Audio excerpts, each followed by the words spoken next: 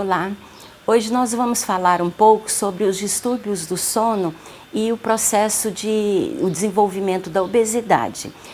Esse assunto ele tem assumido grande importância na literatura porque está sendo cada vez mais avaliado que os distúrbios do sono, indivíduos que têm privação de sono, têm um risco maior em desenvolver doenças crônicas não transmissíveis, como diabetes e obesidade. Então, o sono ele é definido como um complexo estado fisiológico desencadeado por uma integração cerebral, durante o qual ocorrem alterações dos processos fisiológicos e comportamentais, com mobilidade relativa e aumento do limiar de respostas aos estímulos externos. A duração e o ritmo do sono, eles são controlados pelo sistema nervoso central e sofrem influência de fatores ambientais, como por exemplo a luz, a temperatura e fatores sociais também. Então, está cada vez mais sendo estudado que a diminuição do tempo do sono, ou seja, quanto menos horas de sono o indivíduo tem, é um dos comportamentos que está relacionado com o aparecimento das doenças crônicas, como falado agora há pouco. Então, nós temos que o indivíduo que tem um sono insuficiente, uma privação de horas de sono, é um candidato a desenvolver o processo de obesidade. Então, por quê? Principalmente porque esses indivíduos que têm o sono reduzido, eles estão cronicamente estressados. E nós vimos anteriormente o quanto o estresse influencia nessa cascata inflamatória e levando ao desenvolvimento da obesidade. Nós temos um estudo que mostra que a homeostase energética, o quanto nós ingerimos através da alimentação, está relacionado com o tempo do sono. E o estudo ele concluiu que é importante sim estimular o paciente que está em processo de emagrecimento, com um plano alimentar saudável e com um plano de atividade física regular e sistematizado. É importante sugerir a esse indivíduo que ele aumente de 1 a 2 horas de sono para poder melhorar esse controle da ingestão alimentar. Então, nós temos hoje comprovado pela literatura que a privação do sono, ou seja, o sono insuficiente, ele leva a várias adaptações fisiológicas. Ele vai diminuir, ele trabalha com 2 hormônios que, quando você tem a privação do sono, você está diminuindo a produção do hormônio insulina, né? E a diminuição disso vai dar mais fome no indivíduo. E ao mesmo tempo ele aumenta a grelina, que é um hormônio que é produzido no estômago e que aumenta a fome.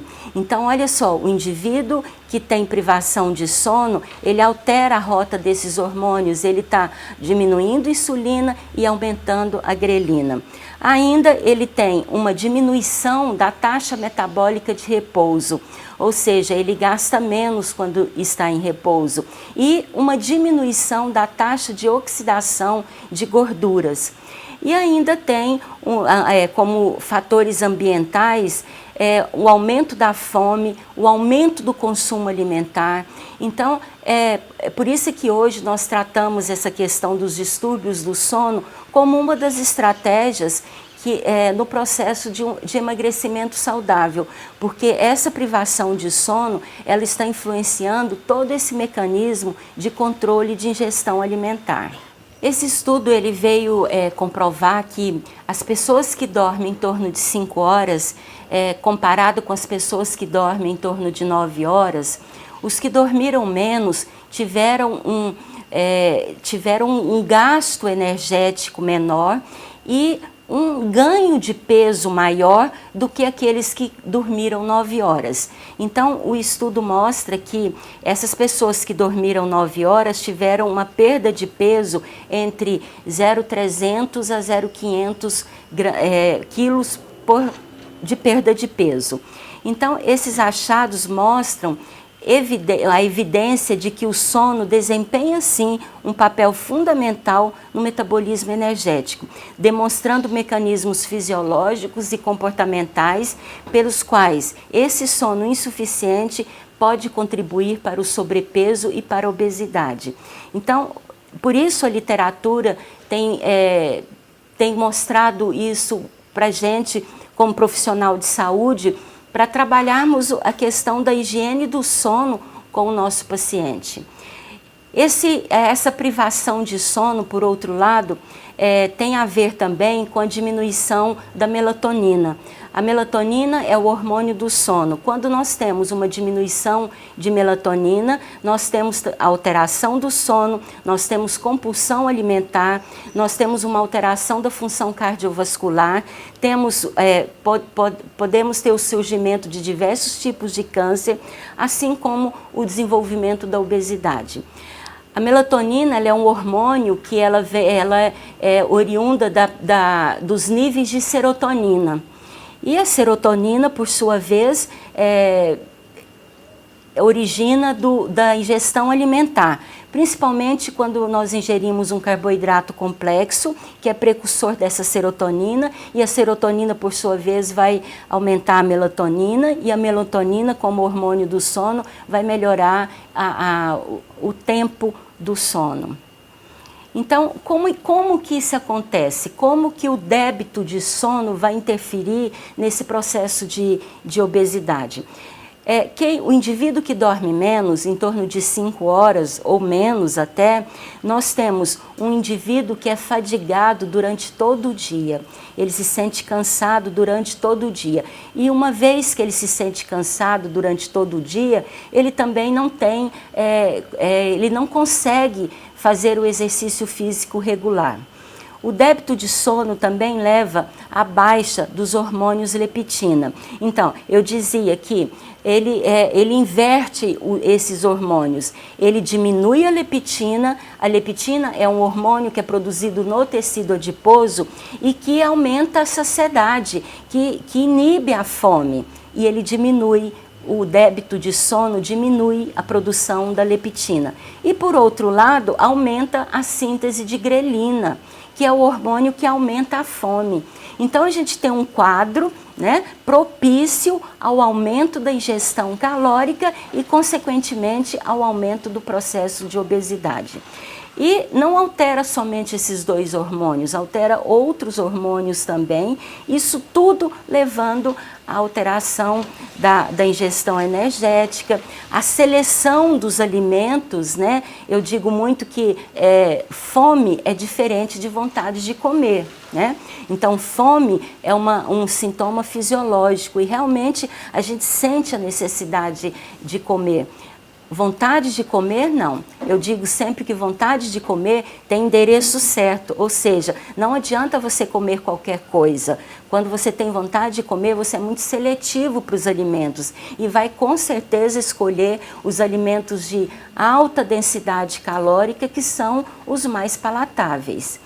E com isso, com essa alteração desses hormônios, a gente tem uma diminuição do gasto energético, que também está relacionado com a taxa de metabolismo basal que se encontra diminuída nesses pacientes com privação de sono. E também a gente pensa que um indivíduo que dorme menos, ele tem mais oportunidade de se alimentar, né? E como eu disse há pouco, essa vontade de comer alimentos seletivamente, os alimentos mais calóricos, de densidade calórica mais elevada e são alimentos ao mesmo tempo pobres em nutrientes. E esse alimento, ele tem uma preferência, uma afinidade pela região abdominal, ele se acumula como gordura e aí está se instalando o processo de inflamação e, consequentemente, o desenvolvimento da obesidade. Um outro estudo que está dizendo para nós que a duração, um sono curto, ele vai ter um impacto comprovando o que eu disse há pouco. O sono curto vai ter um impacto na redução da leptina, na elevação da grelina e no aumento de massa do IMC, o índice de massa corporal. Então, esses pacientes, eles tiveram realmente diminuição dos níveis de leptina e aumento dos níveis de grelina. Essa diferença foi significativamente encontrada e possivelmente por conta da alteração desses dois hormônios, nós tivemos um ambiente propício ao aumento da ingestão calórica e aumento do índice de massa corporal. Nas sociedades ocidentais que tem essa restrição crônica de sono e esse indivíduo também é cronicamente estressado, nós temos disponível uma ampla gama de alimentos.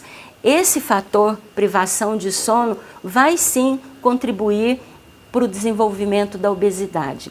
Então, são vários estudos comprovando que essa associação da privação do sono tem sim relação com a leptina e com a grelina. Nesse gráfico aqui, a gente vê claramente que quanto maior foi a diminuição da leptina,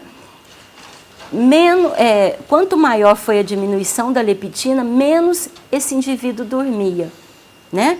E, por outro lado, o da grelina, quanto menos esse indivíduo dormia, mais ele estimulava a grelina, que é o hormônio que aumenta a fome, que estimula a fome. Então, todos esses estudos demonstrando a mesma relação, privação de sono e desenvolvimento de obesidade. E aí nós entramos com algumas plantas, algumas ervas fitoterápicos que modulam essa questão da privação de sono. E a planta que a gente mais trabalha nesse contexto é a Griffonia simplicifolia. A Griffonia simplicifolia é uma das folhas que a gente mais utiliza no tratamento dos distúrbios do sono, porque ela tem uma alta concentração de 5-HTP, o hidroxitriptofano. Esse 5-hidroxitriptofano, ele é precursor da serotonina, e a serotonina é precursora da melatonina, que vai estimular um sono restaurador. Além disso, o 5-HTP, na verdade, ele tem dois caminhos. Esse 5-HTP, ele pode formar a serotonina, como eu disse, e por consequência, a melatonina, mas ele também, o 5-HTP, pode pegar uma rota diferente e formar a quinurenina. Essa quinurenina aumenta ácido quinulênico, que vai diminuir a dopamina. E aí nós podemos ter um quadro de neurotoxicidade e ainda complicar ainda mais essa situação de privação do sono. Então, a Griffonia simplicifolia, vários estudos falando sobre isso. Tem um estudo muito interessante que eles pegaram 20 mulheres e 10 consumiram a Griffonia simplicifolia e 10 um placebo, né? Esse estudo ele durou 4 semanas e como conclusão, ele mostrou que realmente a Griffonia, administrada por pulverização para a cavidade oral, é adequadamente absorvida e aumenta sim o 5-HTP num prazo de 24 horas. Essa Griffonia aplicada em pulverização é um suplemento que está no mercado que a gente trabalha muito com ele nos pacientes.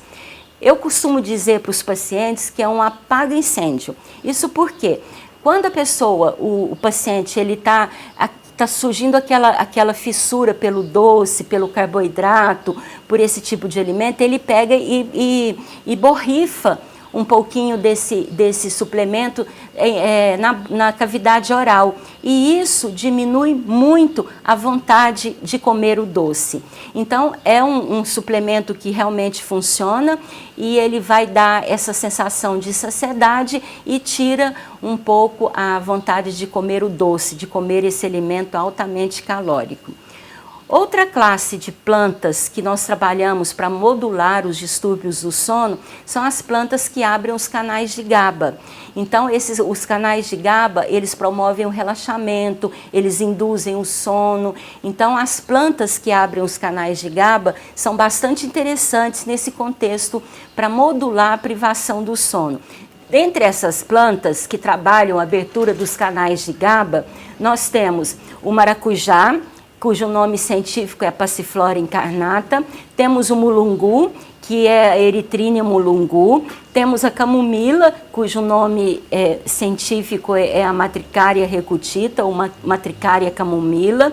Nós temos a melissa, cujo nome científico é Melissa officinalis, temos a centela asiática e temos a Vitania somnífera.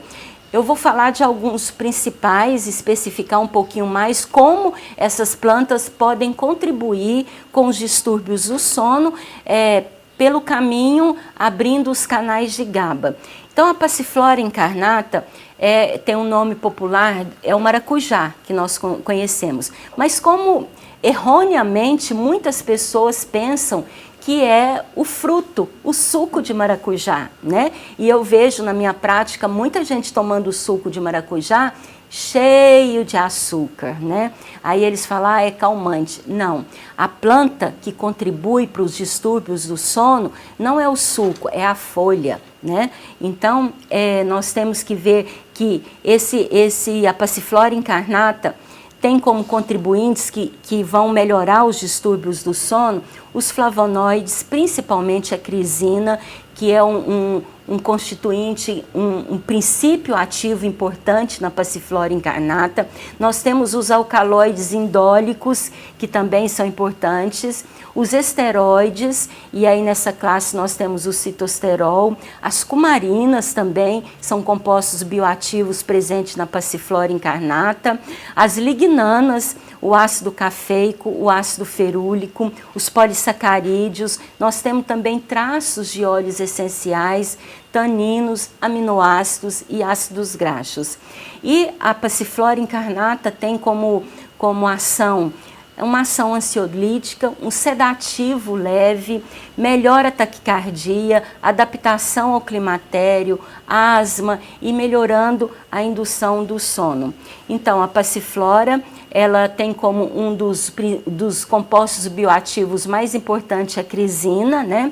Essa crisina vai estimular os receptores de GABA, que são os canais que levam à indução do sono, relaxamento, e aí vão trabalhar todas essas questões. O distúrbio do sono, palpitação, né? E ainda temos... então, um dos compostos bioativos mais importantes da Passiflora é a crisina e que está diretamente relacionado com a abertura dos canais de GABA, melhorando os distúrbios do sono.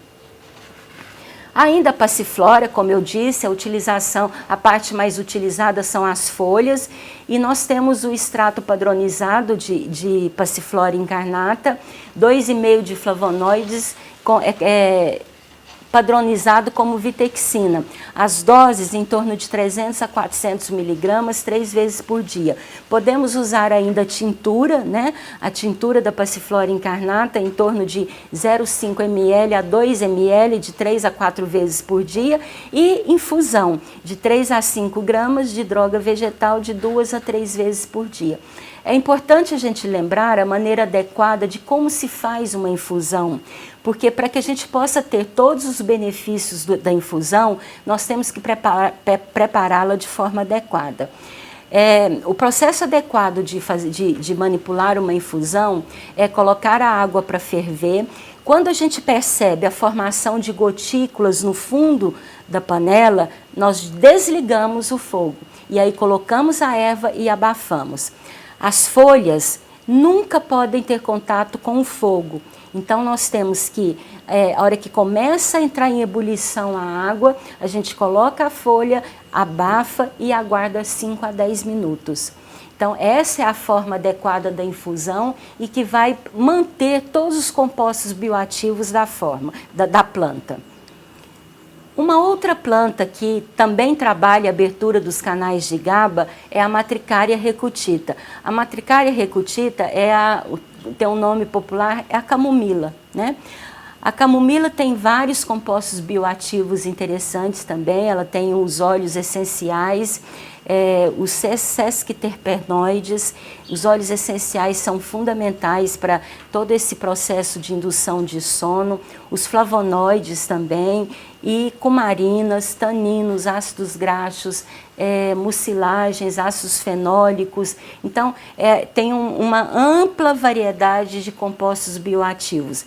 E a camomila tem como ação uma ação anti-inflamatória, imunomoduladora, hipoglicemiante, anticâncer, antidepressiva, melhora os transtornos de insônia, né? Então, assim, são plantas que não têm efeito colateral, é uma planta segura que a gente poderia utilizar para melhorar esses distúrbios do sono. E como eu sempre digo, não adianta a gente passar o dia tomando camomila, tomando passiflora, porque sem estar inserido num contexto de alimentação saudável, de prática de exercício. Nunca nós usamos uma medida isolada, é sempre essa medida que os estudos estão mostrando evidência, inserido em um contexto de estilo de vida saudável. A Matricaria recutita, um dos principais compostos bioativos é o alfa-bisabolol apigenina. Esse alfa-bisabolol apigenina, eles se ligam aos receptores do GABA, né? Modulam a transmissão das monoaminas, ou seja, da serotonina, da dopamina, levando a uma diminuição da ansiedade, a uma moderação da excitação, e ela tem um efeito calmante leve. Então, é uma planta que realmente nos auxilia muito com o paciente com os distúrbios do sono. A Matricaria recutita, ela também pode ser utilizada na forma de tintura vegetal, de 3 a 10 ml, 3 vezes por dia. Pode também ser usado o extrato padronizado, em torno de 300 a 1000 miligramas por dia. A infusão da droga vegetal, desde que façamos uma infusão de forma adequada. E também o pó, de 2 a 4 gramas até 3 vezes por dia. Outra planta importante nesse contexto dos distúrbios do sono é a Melissa officinalis. A Melissa officinalis, ela tem como princípios bioativos o óleo essencial, os terpenos, os glicosídeos flavônicos, os sesquiterpenos, os ácidos cafeico, rosmarínico, clorogênico, ácidos terpênicos como ursólico, tanino e succínico. A melissa também tem propriedades antioxidante, antitumoral, antiviral, ansiolítico, sedativo e neuroprotetor. Alguns estudos comprovam a ação da Melissa officinalis. Um estudo bastante interessante, com 25 participantes com idade média entre 18 e 22 anos, e que ingeriram doses de 300 miligramas, 600 e 900 miligramas de Melissa officinalis durante 7 dias. E como resultado, nós tivemos um efeito calmante muito interessante na dose de 900 miligramas. Em 1 hora, nós tivemos esse efeito. E uma dose de 300 miligramas, nós tivemos um efeito sedativo muito interessante, um efeito calmante, no período, em 2 horas e meia. Então, de fato, a Melissa officinalis é uma planta que oferece esse efeito calmante, e isso pode melhorar na indução do sono, melhorar o distúrbio do sono. E esse estudo ainda mostrou que com altas doses a melissa também pode ter uma ação sedativa, porém em altas doses. Outro estudo foi um estudo prospectivo com 20 participantes, e agora com a idade média entre 18 e 70 anos, e esses indivíduos mostravam uma ansiedade leve a moderada e distúrbios do sono. E como conclusão, o estudo mostrou uma melhora muito grande, uma melhora significativa, com uma dose de 300 miligramas 3 vezes ao dia. Eles usavam isso de manhã, desculpa, 2 vezes ao dia. Esses pacientes usavam uma dose de 300 miligramas pela manhã, para passar o dia menos ansioso, mais tranquilo, menos irritado, e uma outra dose antes de dormir, que exatamente para poder induzir o sono e melhorar a qualidade do sono do paciente. Então, todos os estudos mostrando que realmente a Melissa officinalis é uma planta que oferece, abre canais de GABA e melhora a indução do sono. Esse outro estudo dizendo que o 95% dos indivíduos que participaram do estudo mostraram um benefício significativo com o consumo da planta. 70% dos indivíduos tiveram uma remissão nos sintomas.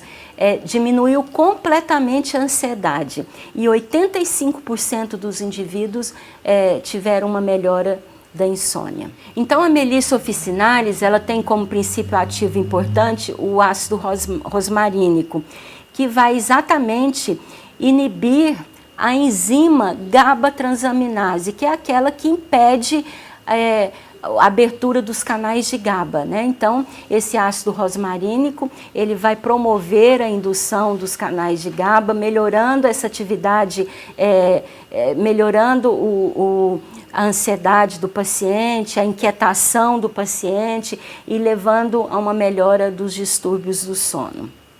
Então, a Melissa officinalis tem uma ação sobre a depressão, sobre o estresse agudo e um efeito calmante. Como forma de uso da Melissa officinalis, nós também podemos fazer uma infusão com 2 a 4 gramas. Esses 2 a 4 gramas da planta significa uma colher de sobremesa, em 150 ml de água 2 a 3 vezes por dia. Podemos usar o extrato seco em cápsulas, né, em torno de 300 miligramas até 2 vezes por dia, e a tintura vegetal também, de 5 a 15 ml, por dia. A parte utilizada para essas ações da Melissa officinalis são as folhas da planta. Então, para finalizar e concluir tudo isso que foi dito sobre os distúrbios do sono, a literatura tem mostrado que naquele paciente que se encontra trabalhando em processo de emagrecimento, que já está inserido num contexto de alimentação saudável, de prática de exercício físico, vale a pena recomendar um incremento de 1 a 2 horas de sono por noite, que pode exercer esse impacto terapêutico, melhorando o estresse desse paciente, principalmente o paciente obeso, e como consequência, melhorando o grau de obesidade.